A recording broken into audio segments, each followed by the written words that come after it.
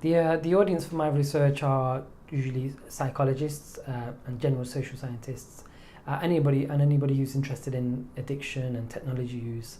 I tend to communicate with them via publishing online, first of all through open access journals, and then also disseminating the links to these journals and my publications via social media. So whatever social media account I have, I would use those to send out a tweet or a post, and also through my own research blog as well.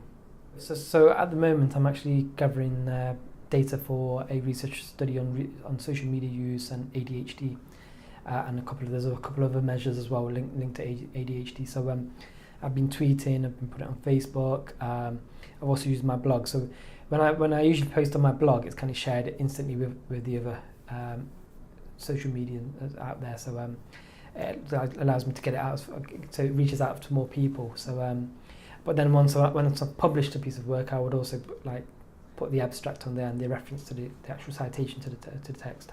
So if someone is interested in reading the abstract and then reading more, they can do so. Yeah. My motivation for doing that is to allow it to go as far as possible. So I would like more people to be reading my research, so they find it interesting and they can benefit from it.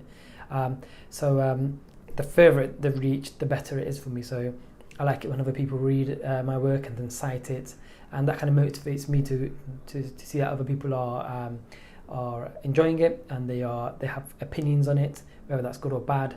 It can be motivating to help me to develop my research and continue on doing more research.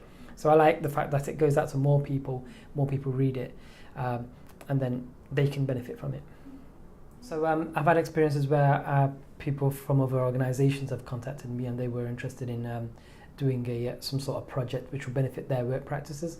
So they've asked me to write a short summary of what I've done and how the work I've done would help them in certain situations. So, for example, we were contacted by a local technology company, and they were interested in how the work I do on technology use and so on, and how that can help improve work practices in terms of morale and motivation and so on, and whatever's linked to that.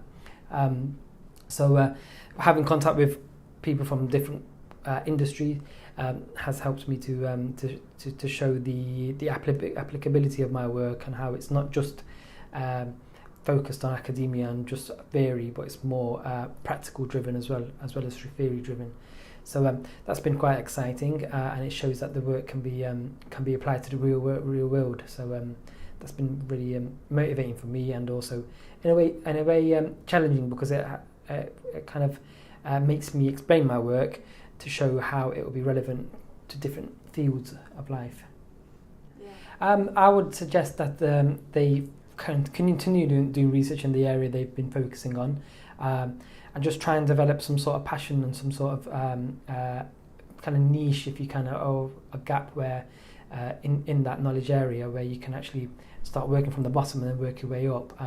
It does take time, but you need to just continue on doing research in that area, and it's okay to begin with. It's okay to kind of replicate other people's work, but then as you become more experienced, you may notice that there are certain areas which haven't been researched, or there is very little research in that area, and that can help you develop a niche and help you to become more of an expert in that area. So it's really down to hard work, really working hard, preparation, and being motivated, and to try and get at it day in, day out, really, and continue reading around the topic area and thinking about how you can use your work to influence society and influence the world in general.